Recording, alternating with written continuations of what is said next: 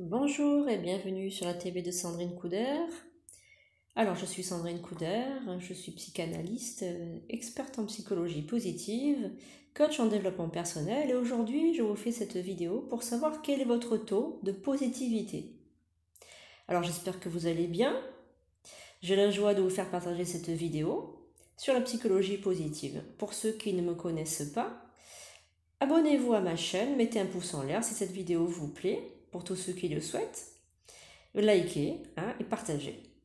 Alors la psychologie positive n'a pas pour but d'occulter les émotions négatives ou désagréables. Pas du tout. Il s'agit là en fait d'observer et de les écouter. Cultiver le positif, c'est valoriser nos forces, nos qualités déjà existantes en nous. Et en fait, si vous avez des émotions négatives ou des pensées négatives, il suffit simplement d'inverser la vapeur. Il faut focaliser sur ce qui va plutôt que sur ce qui ne va pas. C'est pas constructif de focaliser sur les défauts. La psychologie positive, c'est cultiver les qualités et les mettre en avant, tout simplement. Alors pour faire cet exercice, je vais vous demander simplement de prendre une feuille et un stylo et nous allons faire un petit questionnaire pour savoir quel est votre taux de positivité. Alors la première question que j'aimerais vous poser, c'est simplement qui êtes-vous ? Quelles sont les qualités qui vous définissent et qui vous viennent à l'esprit? Maintenant, sans réfléchir, vous allez au moins en inscrire 5. 5 caractéristiques qui vous définissent. Qui êtes-vous réellement? Est-ce que vous vous connaissez? Vous pouvez écrire la question, y répondre tout à l'heure si vous avez envie, ou vous répondre maintenant. La deuxième question, quelles sont les activités, les situations ou les actions qui vous procurent le plus d'émotions positives?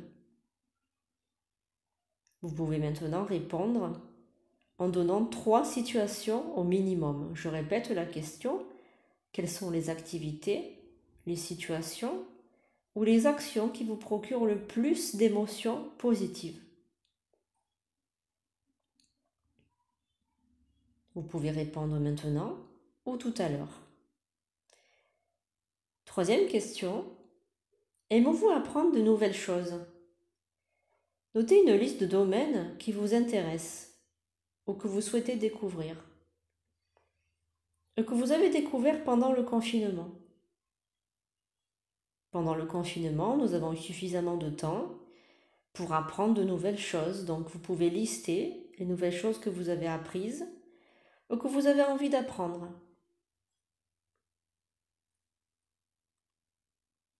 Maintenant, je vais vous poser une question spéciale pour le confinement. Est-ce que ce confinement vous a altéré votre situation émotionnelle? Qu'est-ce qui a changé depuis ce confinement?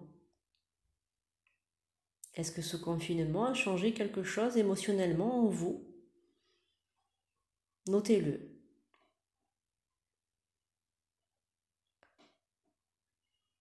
Dernière question. Êtes-vous quelqu'un qui prend soin de lui physiquement? Est-ce que vous vous aimez? Êtes-vous quelqu'un qui prend soin de lui physiquement? Est-ce que vous vous aimez? Voilà, donc je vais vous demander de répondre à ces questions maintenant ou plus tard. Vous n'êtes pas obligé de répondre tout de suite. Et en fait, simplement, vous allez ensuite, quand vous allez répondre à toutes ces questions que je viens de vous poser, vous allez simplement relire à haute voix ce que vous venez de répondre à ce questionnaire. Et vous allez démarrer une prise de conscience. Si vous avez répondu négativement à une ou plusieurs questions, ne paniquez pas et renversez simplement la vapeur. Essayez de cultiver toujours la positive attitude. Voilà, vous allez simplement prendre conscience de ce que vous venez d'écrire. Vous allez apprendre à vous connaître de mieux en mieux, afin toujours de tourner tout à votre avantage. Si par exemple vous avez répondu « non, je ne m'aime pas », essayez de voir ce que vous aimez. Si quelque chose a changé pendant ce confinement, en vous, essayez de savoir pourquoi. Qu'est-ce qui a changé? Si vous aimez, par exemple, faire des activités, que pour le moment vous ne pouvez pas, vous savez que bientôt vous pourrez retourner à votre salle de sport, par exemple, ou à votre club. Donc tout cela est en train de se décanter maintenant. Il faut reprendre des activités normales. Il faut apprendre à vous connaître. Qui êtes-vous? C'est la première question dont je vous ai posée dans ce questionnaire. Qu'est-ce qui vous définit? Qu'est-ce qui vous vient à l'esprit quand vous dites qui je suis, qui suis-je? Qu'est-ce que vous voulez dans la vie? Qu'est-ce qui vous procure du plaisir? Le bonheur, il ne se trouve pas à l'extérieur, mais à l'intérieur de vous. Et vous allez passer votre vie à courir après le bonheur sans pouvoir y arriver si vous pensez qu'il est à l'extérieur de vous. Le bonheur, le bien-être est à l'intérieur de vous. C'est en faisant des petites choses chaque jour que vous allez petit à petit y arriver à ce bonheur, à cultiver ce bonheur. Pour vous aider à cultiver ce bonheur, je vous propose d'écouter 5 citations que j'adore. Voici la première.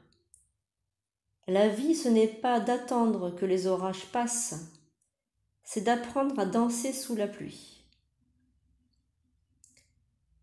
Accepte ce qui est, laisse aller ce qui était, et confiance en ce qui sera. S'il y a un problème, il y a une solution. S'il n'y a pas de solution, alors c'est qu'il n'y a pas de problème. Si vous le rêvez, vous pouvez le faire. Les gens les plus heureux n'ont pas tout ce qu'il y a de mieux. Ils font juste de leur mieux avec ce qu'ils ont. Voilà mes amis, j'espère que cette vidéo vous a plu, que vous a donné un petit peu du baume au cœur. Écrivez-moi à la TV de Sandrine 83yahoo.com si vous désirez une séance coaching privée avec moi. Je travaille également à distance. Je vous souhaite une bonne fin de journée et à très bientôt.